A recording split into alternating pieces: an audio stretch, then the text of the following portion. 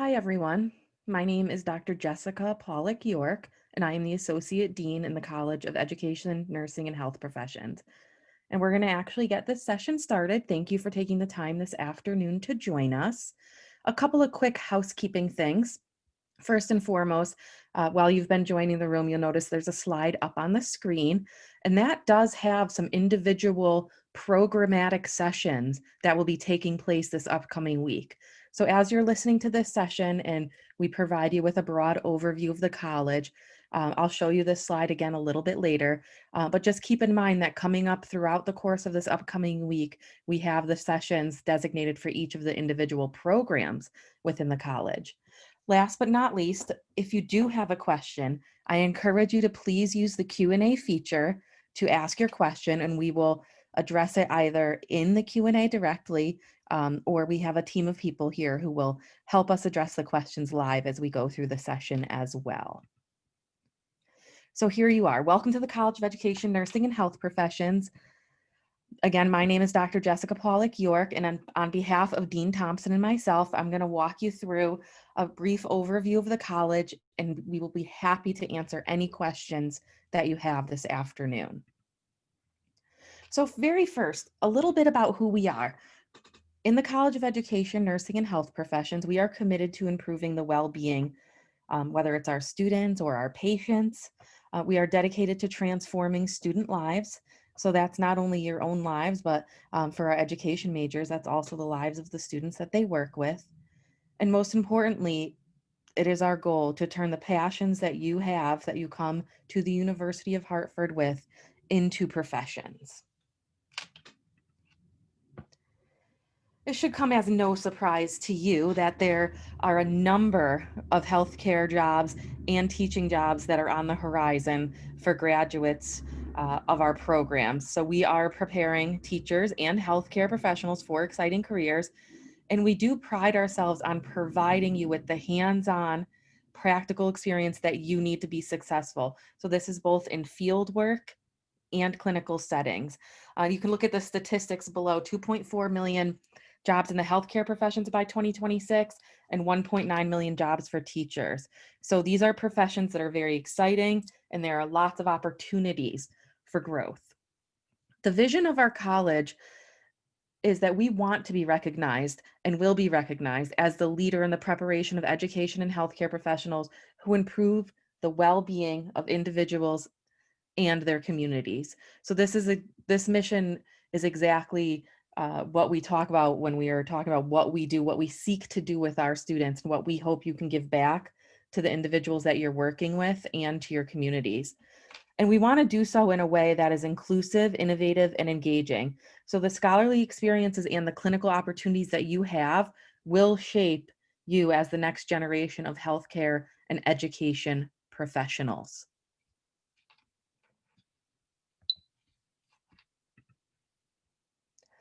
So you can see some of the exciting things here in a few of the pictures that we pulled up onto the screen. Some of our students working for example, our education students working with students. We are fortunate enough to be within walking distance of 5 schools. So it's very helpful to our students to be able to provide them with field work experiences in education very close to our campus. You can see our chair of nursing in the next picture working with some of our students. We are in the second year of our nursing program, and I'll tell you a little bit more about that, working with one of our simulation activities. In the bottom left, you can actually see a couple of our students reading radiographs. So we have a number of programs, including respiratory care, uh, radiologic technology within our health sciences. And then on the bottom right, you will see Rehabilitation Sciences, which includes our programs in physical and occupational therapy. So I'm going to go through these a little bit more individually, just so you can get a sense of what kinds of programs we offer within the college.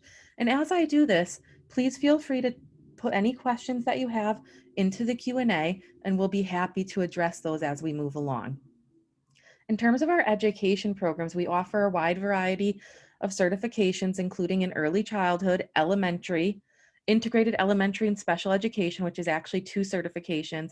And we also offer a host of Montessori concentrations.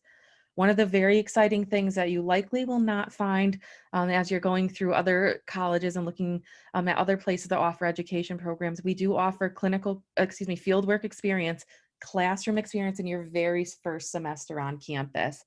Uh, we do have an on-campus magnet school, and I said we have, in addition to the 55 partner schools that we are within walking distance of 5 schools.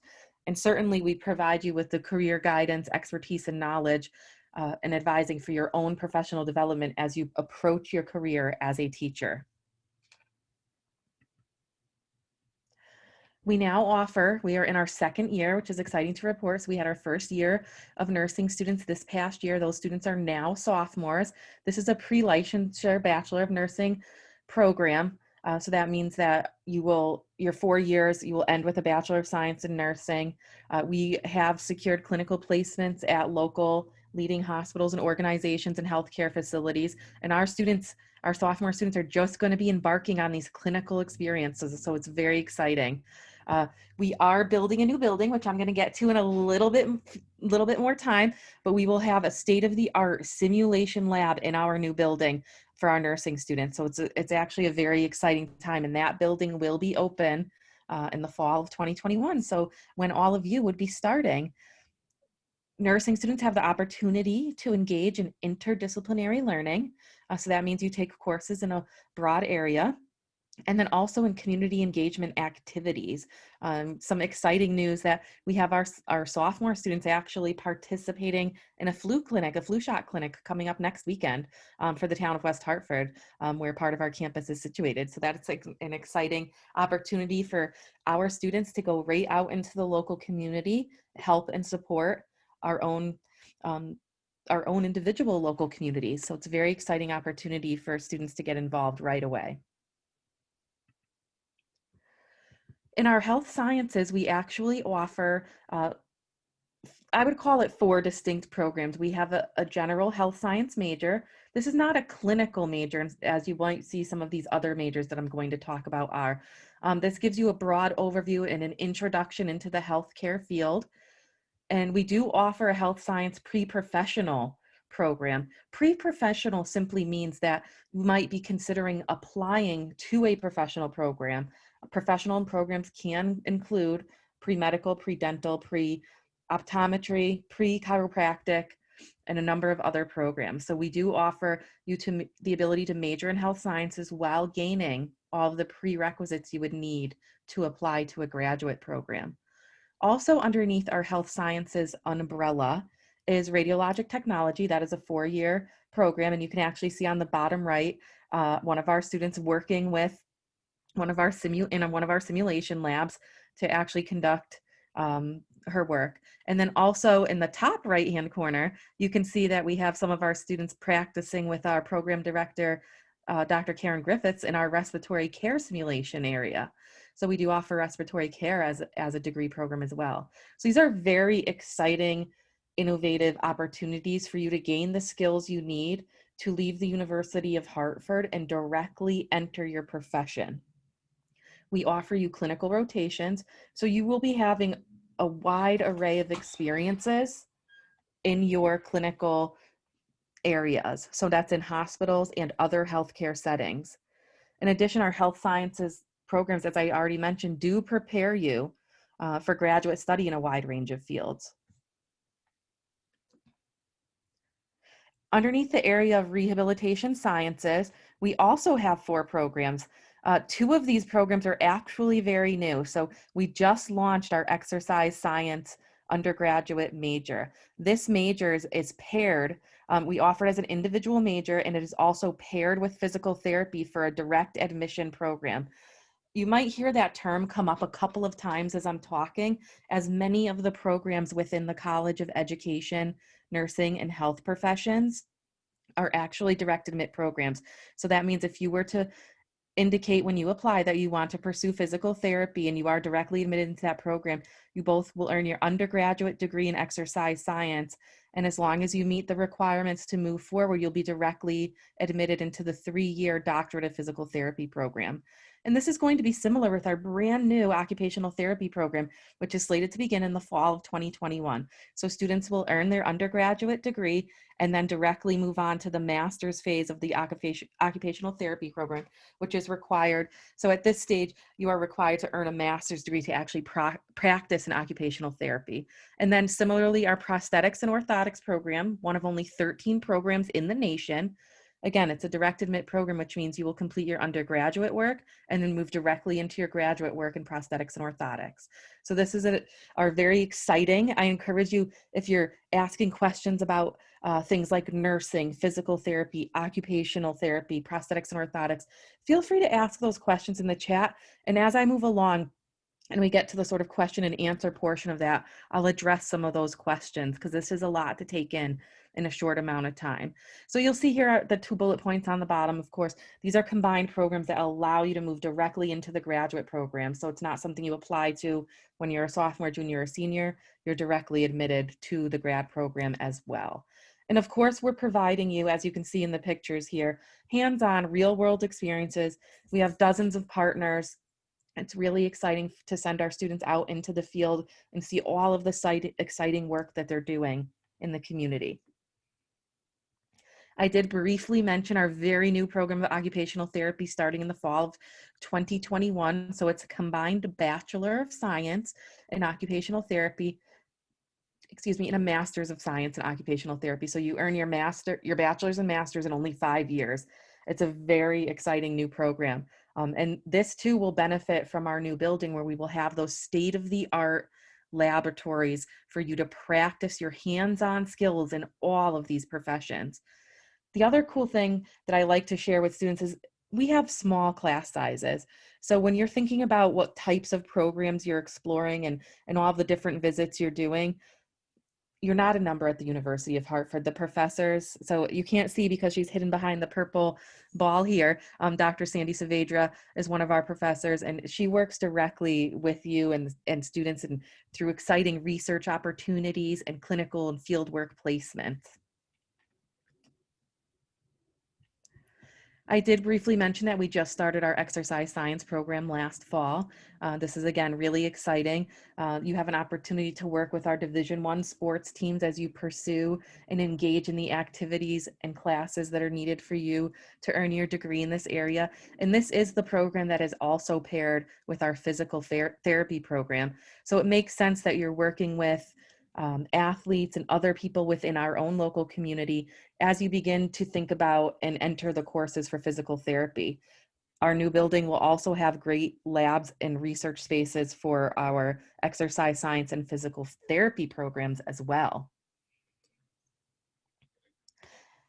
I'm going to give another plug here for all of you that are listening and encourage you as you're exploring this very broad overview of the programs that we offer in the College of Education, Nursing, and Health Professions, that you do take the opportunity to do one of these program-specific sessions coming up this week. So if you have an interest in that, the very same place where you located the login links for today's sessions, the links to these programs are posted as well. One of the exciting things about that is you'll actually get a chance to see and chat with faculty members, program directors, and chairs of these very programs. So we're bringing that opportunity to you to get some of your specific questions answered, but also just to explore. It's pretty reasonable at this stage in the game for you to say, I'm interested in the health professions, but I'm not quite sure exactly which one yet, and that's perfectly okay. So these provide you an opportunity to explore some of those areas in depth.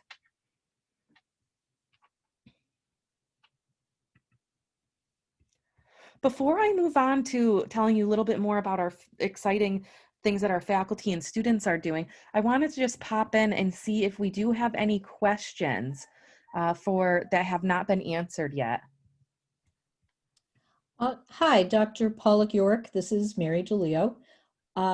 We do have a question about deadlines for nursing. I assume they're asking about deadlines to apply for the nursing program. Would you be able to speak about that? Sure. We do have some of our admissions folks actually on the line as well. So I will ask if one of our admissions folks could actually chime in to actually address anonymous attendees question here over the deadlines for nursing. If you do peruse the admissions website, you'll find the deadlines for all of our programs. And again, nursing is a direct admit program. So once you apply for nursing and you are accepted, you are automatically beginning in that program, which is a little different than some of the other colleges you might hear. You might intend or be listed as pre-nursing and then have to apply to that in your sophomore or junior year. So let's see if in the next minute or so, one of our admissions folks could chime in and just go over those deadlines quick. When I'm in presentation mode, it's hard for me to snap out to the website and check that out. But we'll see if we can get that answered for you. Great question. And I do believe I saw another question, which it looks like it was answered. But clinical experiences that grad schools need in the health science majors. So one of the exciting things, if you did major in health sciences, we have a regular track and pre-professional tracks. So as I mentioned, if you were interested in doing something graduate school related, if you're interested in medical school, you do not have to be a biology major to go to medical school. You can major in health sciences, and as long as you complete the prerequisites that are already built into our program. Yes, there's plenty of clinical experiences and research experiences that you can engage in even as a health science major. It's not the most direct clinical track program that we have. We offer plenty of research opportunities. And what you can actually see in some of the pictures that are on this screen, it's a great segue. I'm thinking of just some of the amazing faculty I see in the pictures here that provide those experiences. I was gathering for one of our individual reports for our annual reports, how many students in the College of Education, Nursing, and Health Professions engaged in clinical and research experiences last academic year. The number is outstanding. So almost all of our students are engaging in their juniors and senior years in these practices. So you can absolutely gain that experience. So you'll see that in some of these pictures. Here we have some of our wonderful education professors working with students in our small seminar-based classrooms. We have students working directly with, I can see on the bottom left, our program director for respiratory care therapy. In the middle, on the bottom, our students working with Dr. Matt Parenti for prosthetics and orthotics. Dr. Claudia Oakes on the right-hand side, who is our chair, program director for health sciences. So there's so many opportunities for you to get engaged and involved with the opportunities that will make you successful as a graduate of the University of Hartford. Again, just some more great pictures of our students doing and our faculty doing great things. The chair of education's on our top left. We were in this particular photo, we're working with a Farmington Valley Transition Academy. So we work with students on our campus and provide them supports. And we actually do that with our exercise science program. So it's a great way for our education students and our exercise science students to work together with students from our local community that are between the ages of 18 and 21. On the right, we do have one of our seminar classes in education. And on the bottom right, Dr. Dan DeMeo working on radiography with our students. And then on the bottom left, this is our students actually engaging in a published research that Dr. Sandy Saavedra has worked with students, with children with cerebral palsy, and has developed a number of techniques, and our students have assisted her in getting these research projects actually published. So some of the other exciting things that our students are doing, there's many great research and presentation opportunities for our students to engage with. And while we are in the midst of dealing with COVID-19, we are still working really hard to make sure all of the great activities that we bring to our ENHP students are happening, even if some of them are virtual, so we can maintain our social distancing.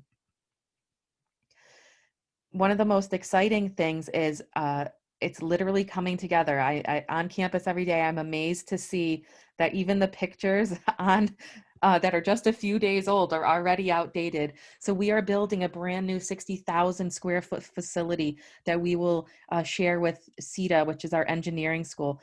Inside this facility, we will have state-of-the-art laboratories, including a nursing simulation lab, which is going to be amazing. Our physical therapy labs and spaces for our exercise science students, and a state-of-the-art prosthetics and orthotics lab. So this is, I think, something that's really exciting to think about as you're approaching the fall of 2021 and where you're going to go.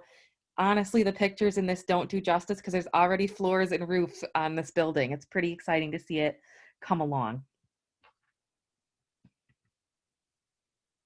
And we have plenty of our students out in various clinical settings. And here are some of the, areas and things that you'll see our students doing: working with athletes, working with patients, working in physical therapy labs. Um, and then our ENHP space that we currently have does have a nursing bedside skills suite. So we are already engaging in that. Human performance lab, working with our own athletes that we have, they're Division I athletes at the University of Hartford, and a physical therapy skill lab. So constantly working and practicing is part of your undergraduate and graduate experience at the University of Hartford. I do see some questions coming in the chat, and we'll make sure we go over those in just a minute. As I did point out, a little bit about who we are, several points of distinctions for you to think about. We're providing you with career ready programs, so you're leaving the University of Hartford ready to enter a career. We are highly focused on student success. Um, we have expert faculty. These people are teachers, scholars, practitioners doing really great things in the field, whether they're educators, they're nursing professionals, physical therapists. These are really, really excellent faculty. I don't want to say I'm biased, but perhaps a tiny bit, that I literally work with on a daily basis, that care about our students, making sure our students are being successful and gaining all of the skills necessary to succeed in their programs. All of the students at University of Hartford, it doesn't matter if you're in nursing, education, the health professions, or even engineering, you're getting interdisciplinary learning experiences. So that means that you take classes in a wide array of areas to make sure that you're a well-rounded student when you leave the University of Hartford. You're engaging in those clinical and fieldwork experiences I've already talked so much about. You will have the opportunities to engage in research with faculty members and help them and learn about the research process through hands-on activities that you can perform with your research faculty. We do, as I mentioned, have several ways in which we engage with the community, not just our local community. We have students working, our physical therapists working all across the country doing their clinical experiences as they've moved on to the graduate phase of their programs. And of course, we are always keeping in mind the importance of improving the quality of our program. So we seek the feedback of our students and our faculty all the time. And we take that feedback seriously and implement it to make changes to help our students be successful as they embark on their careers and their studies. I've mentioned a lot about this, but one of the things I do want to mention is that we also have a host of student groups that are very active on campus. We have a student nursing association, a physical therapy group, an exercises medicine group. There are a number of ways for students to get involved. So this slide just gives you a very broad overview of the many different things that our students have the opportunity to get engaged with and work with their peers. So in terms of honor societies, student associations, plenty of ways to get involved on campus.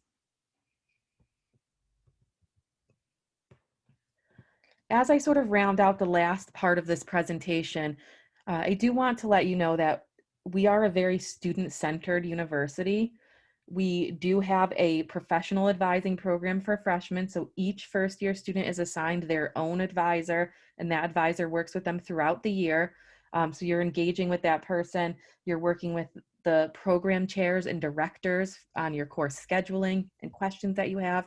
So we have full-time faculty advisors as well. An incredible amount of support staff that's dedicated to ensuring your success in your first year. And I work very closely with these individuals on a daily basis. And one of the things that's probably most exciting is the connection that we have as a group of faculty, staff, the dean's office. We all work together to provide you with that seamless experience. Dr. Thompson and myself often hold dean's chats. We are not afraid to invite 1,100 students to a dean's chat. And we were a little afraid when a couple hundred showed up, but that's besides the point. We had a great time just chatting with our students, getting every question under the sun that you could imagine that they might have answered. And we are our doors are literally open. Our virtual doors are open. Our regular doors are open to chatting with the students and making sure their needs are met. We do have a low faculty to student class ratio in all of our programs. So that's something also that I think is worth considering in terms of our student-centered approach. So you're not a number in the classroom. You can't really miss class. It's pretty noticeable if you're not there. Um, so the students and faculty know each other. They have great relationships. And there's a host of co-curricular activities.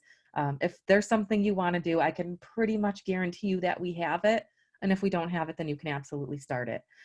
So that's one of the exciting things too. So it's much more about making sure that your not only your academic needs are met, but your personal needs, your well-being. If you want to go to the gym or do yoga or do all those things that help you stay centered, those opportunities are available for you. So plenty of co-curricular activities to support you as the whole person. Last but not least, as I wrap up, and I'll peek over to the questions in just a moment here, you can follow us on social media. Our Instagram is uhart_ENHP. And then on Facebook, UHeartENHP. One of the interesting things I encourage students to do when I talk at open houses or orientations is to pop on there and just, follow us and then scroll through the feed and see all of the interesting things that are going on. You'll have an opportunity to see what our actual students are doing, sharing their research, their projects, their skills, their expertise. Have a great opportunity to see some of the programming that we offer throughout the year. And then also to see the kudos and amazing things that our faculty members are doing. So if one of our faculty members publishes an article or happens to appear on the local news for questionings on various things, you'll be able to see all of that exciting content on our social media page. So if that's really how you can sort of put your finger on the pulse of what's going on in ENHP, I encourage you to do that. I'm going to take a moment and just peek over at the questions. I know some of them were answered, and I do see that, Mary, if you do want to chime in, if there's any questions that you can see. So I do see a question about direct admit, which is a great question. I do want to talk with you about that for just a moment. So direct admit programs mean if you're applying to nursing, for example, or physical therapy, you're applying for direct admittance into that program. So two things can happen. One, you're directly admitted into that program, which means as long as you keep within the requirements, so each of our programs does have grade requirements, and you can pop onto the webpage and do a brief overview of those. As long as you're maintaining the GPA that you in the coursework that you need to be successful in that program, then you do not have to apply any further to be into the program. For example, I mentioned a great example is many nursing programs. You enter a college as pre-nursing, and then you apply in your like sophomore year to enter the nursing program, and you got it. It's sort of competitive, etc.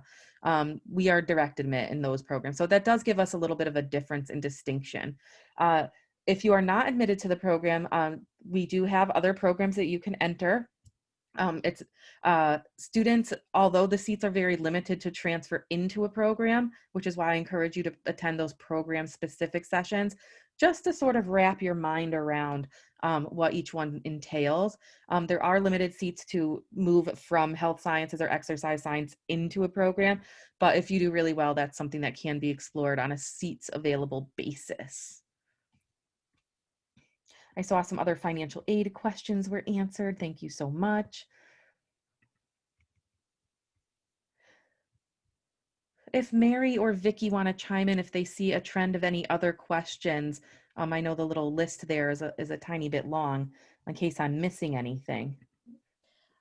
Yep, Dr. Pollock York, I think we are on top of questions. There was a question about our prosthetics and orthotics program, which was answered. There was a question from Peter asking if undergraduates took any prosthetic specific courses before they got into the master's portion. Oh, that's a great question. That's a great question. Yes, maybe you'd like So to. Peter, sure, let me address that. That's a great question. So our prosthetics and orthotics program is classically defined as a transitional program. So once you head into your senior year, you're essentially entering a 12-month phase of your program. So that summer right before senior year and through the next summer, you're actually engaged in coursework. So it becomes almost like a full year program. Yes, you will have an opportunity to engage in those courses and classwork directly before you're in graduate school. Absolutely. But it is defined as a transitional program because the coursework overlaps between the senior year and the master's year, if that makes sense. It's really easy to see on paper. I'm in my mind, I'm visualizing the plan of study, but I would encourage you to, if you went online and actually just quickly looked at the overview of the program and the studies, you'll see that. I see one of the other great questions. Is it possible to study abroad while you're in nursing or health sciences? This is also a fantastic question. Thank you, Anonymous. I hope you're out there. We don't know who you are, but we like you. Great question. So in terms of study abroad opportunities, of course, we are not having those opportunities at the moment due to travel restrictions. But when we are operating normally and we are post-COVID, yes, we will engage those. One of the very exciting things, so you might think of study abroad as classically being gone somewhere for an entire semester. We offer a number of study abroad opportunities, both that are at full semester, and then shorter study abroad opportunities that occur during the break periods as well. So there's spring break study abroad opportunities, there's summer study abroad opportunities. So if you truly want the experience of studying abroad, no matter what program you're in, there will be an opportunity to do that. Nursing is a pretty prescriptive program over the 4 years. So for a nursing student in particular, you would most likely be choosing a study abroad opportunity that's during the semester breaks, such as a summer or spring break study abroad opportunity. And for those students who are in health sciences where there is a little bit more room for flexibility, we do have students engaging in a full semester study abroad opportunity. So that's actually a really great question. So I can see a question also from Anonymous. How many people apply to the nursing program and how many people are actually accepted into the program? That's a great question that perhaps one of our admissions representatives could answer for us.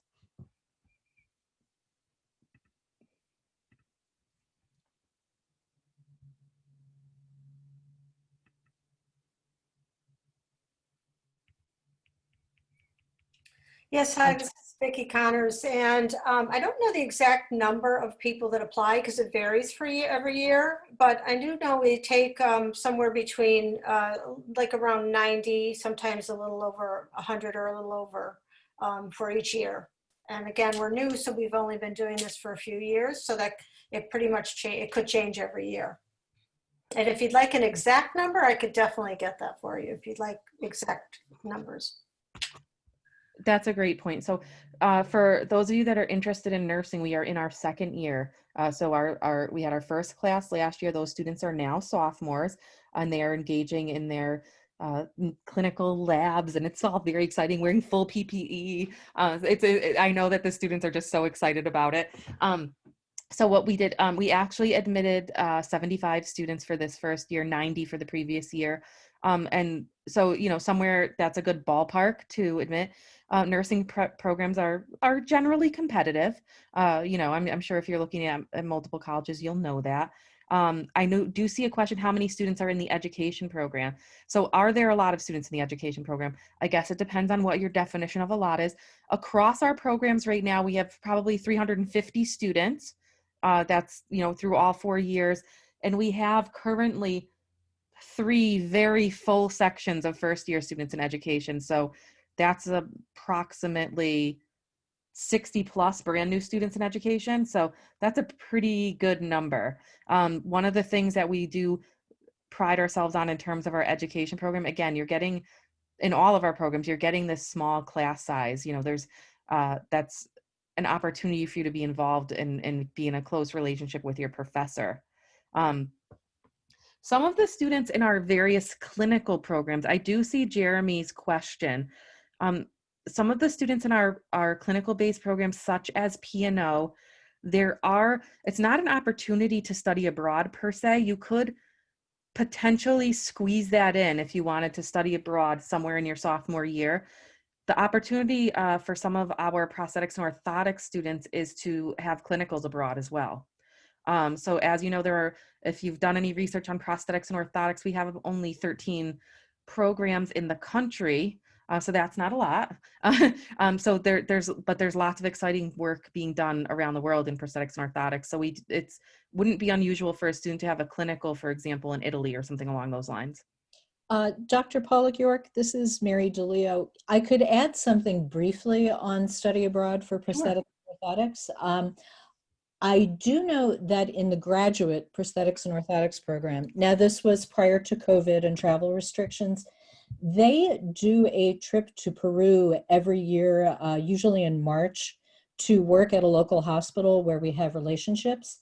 That's a country where prosthetics and orthotics is not developed to the level it is in the US. So the students do go down, work with patients at the local hospital in Peru, fit them with prosthetics and orthotics, and some physical therapy students join them as well. I imagine that when we're allowed to start traveling again, that our faculty will start offering that Peru trip again. It's a great opportunity for students. I do see a great question from Emma as well regarding how did the nursing students' GPAs look? That's a great question, and I'll give you my truest answer on this. It really depends on the entire application pool. So it could look one way one year and one way another year, depending on the application pool. So nursing, our programs are competitive, so that's, one way to look at it. And I think there are a number of things in addition to the GPA that are also looked at. So it's one factor in your college admission process. I'm sure Vicky could tell us a whole bunch of other factors, but it is one factor. It is a competitive based program. Oh, I forgot to answer how many students you take into PT. Thank you, Anonymous, for bringing that back up. You're my new best friend. So we accepted 60 students this past year. So we're typically floating between 55 and 60. And we're happy, since we have the new space that's coming online, opening in fall 2021, we are hopefully going to be able to expand our programs in some of these areas as well. So I think that's an exciting, that's part of the reason we're building these state-of-the-art facilities for the College of ENHP, so our education, nursing, and health professionals we can begin and continue to expand these programs. These are where the job market is strong, where the need is greatest. So it's exciting. What other fun questions do we have? Don't be shy. We're happy to answer them.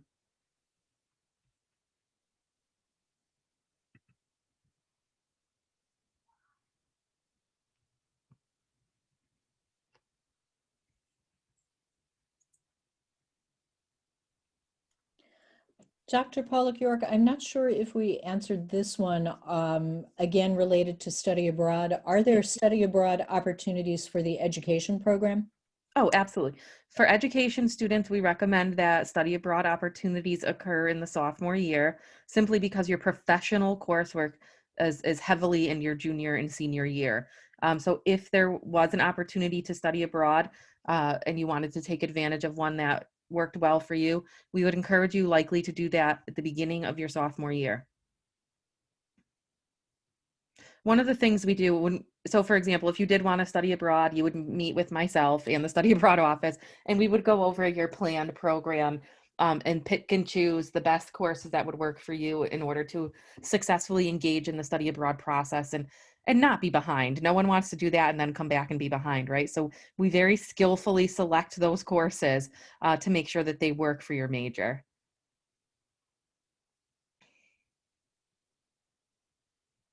So we do have a question regarding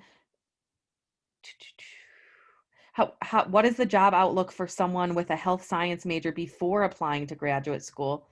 That's a very broad question. So one of the things that I would consider there, if you are majoring in health sciences, you are getting a very broad overview. You can also, there are dozens of health science classes that you have the opportunity to choose from and sort of curtail and plan your own areas of interest, if that makes sense. So it really depends on what you're looking to do in the postgraduate experience or when you're entering the workforce. So some of my most recent graduates in health science, I have one who was just accepted to pre-pharmacy school. So she just entered and is now the president of her pre-pharmacy class. So she's in the doctorate program for pharmacy. I have other students that are actually working on their pre-med applications right now. So they've taken the first round of MCATs, which have been quite delayed due to COVID, and prometric testing centers are not exactly open. So we're trying to squeeze in one more round of MCAT examination. So those are the pre-entrance exams for medical school. So we have lots of students working through their applications, seeking out their letters of recommendation, building out their AMCAS portfolios. And then the other exciting things, one of the things that we offer within our health sciences program is you can also, in your junior or senior year, you can become EMT certified. certified. So we have lots of students exploring that. In fact, some of my students that are applying to medical school actually are finishing out their senior year and working full-time as EMTs in Hartford right now. So there's lots of opportunities to gain, again, career-ready skills that if you decide that you don't want to go to graduate school, you're going to be able to enter a professional area and gain employability and job. Okay, a few more questions. Let's see. How many years is needed for a master's degree in education? So that's a great question. My question would be back to you, Anonymous. There could be a number of anonymous people in here. We just don't know. I don't know if this is all the same person or a different person. But so my question to be, so when you enter the education program at the University of Hartford, it is a 4-year degree program, in which case you can gain any number of certifications that we have. So early childhood, elementary, special ed, and elementary. So the elementary is a 1 through 6 and special ed is a K through 12. So that's an integrated program where you get 2 certifications, quote unquote, for the price of 1. So it really depends on what you are looking to do after that. Most educators, if you're in the state of Connecticut, for example, within the first couple of years of your education, you are required to start pursuing a master's degree. But over the past 4 years, those requirements have changed. So the state of Connecticut, for example, now lists a broad set of areas in which you could gain your master's degree in, which is a concentration of 15 credits in a certain area, like curriculum development or TESOL, teaching English speakers of other languages. So there's a number of ways you can pursue a master's degree. What I would encourage you to do, if you had a very specific question such as that, I'm going to actually pop my email, and I'll share this with the whole group, so you should hopefully be able to see each other's questions. Let me know if you cannot. But I'm going to type in my email, and if you have a specific question, such as some of the ones that are coming up now that are a little more detailed, absolutely encourage you to reach out to me. I'm happy to respond to you and your families with any individual questions. I'm going to see if I can actually hoping that everyone can see that. When I put up the next slide, it's actually Dr. Thompson's email that you'll see here. My email is very similar to hers, but it's my last name, Pawlik, PAWLIKYOR @hartford.edu. So Pawlik @hartford.edu. Do not hesitate to reach out to me at any time. I'm happy to answer your questions that are specific to a certain program, that are specific to your own needs. I'd rather you have the question answered than just kind of wander around thinking about it. That's just my own thing. I have 4 teenagers and I tell them all the time, like, just ask the question and get it answered. Why worry about it? So definitely feel free to have yourself or your parents or guardians reach out. I'm not joking when I say our virtual and physical doors are always open. So I do see someone that asked too about becoming a neonatal PA. So if that was the case, it depends on your route to such a profession. So I do have students that have gone on to PA school, and then some actually that have just graduated. So that's kind of exciting too. And their routes were different. I had students that did major in health sciences. It depends on ultimately what your goals are. So when you're thinking about something that is a post baccalaureate program, something you do after you've earned your bachelor's degree, they tend to have specific requirements. For example, if you're applying to medical school, everyone across the country, it doesn't matter if you go to UHart or anywhere else, has to all do the same exact things in order to be eligible to apply for medical school. It's very similar with PA school. So I would encourage you, if that's something you're really interested in becoming a PA, look up some of the schools that offer that and see what their prerequisites are for admission. That will help you align your interests to the programs that we have at the University of Hartford. And I'm going to type in my email here for you as well, Anonymous, in case you missed it. If I can get my mouse to come back to life, if you want to chat a little bit more about that. What other fun questions do we have on this beautiful Saturday? We're taking up your time, but we're so happy you're here. We wished it was in person. Any other active questions that you see, Mary? I think we have answered them all. If we have not, though, please feel free to type a question in the Q&A, but I do not believe we've missed anything at this point. Um, Also, Dr. Prolick, I don't know if you can to show the slide again with the schedule of sessions for next week. If I we, absolutely can. thank you. Um, Don't get too dizzy. I'm just going backwards to the slide. So you can see throughout the course of the week, we have some specific sessions. Again, encourage you to attend those, learn more about the programs. Even if you're not quite sure what your area of interest in, that's okay.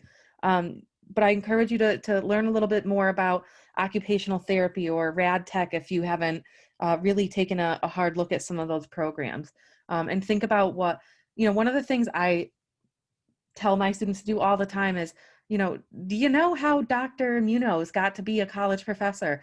Do you know how Dr. Sood, the chair of our education program, got here? Ask them what they did too, right? These people want to share their experience and expertise with you.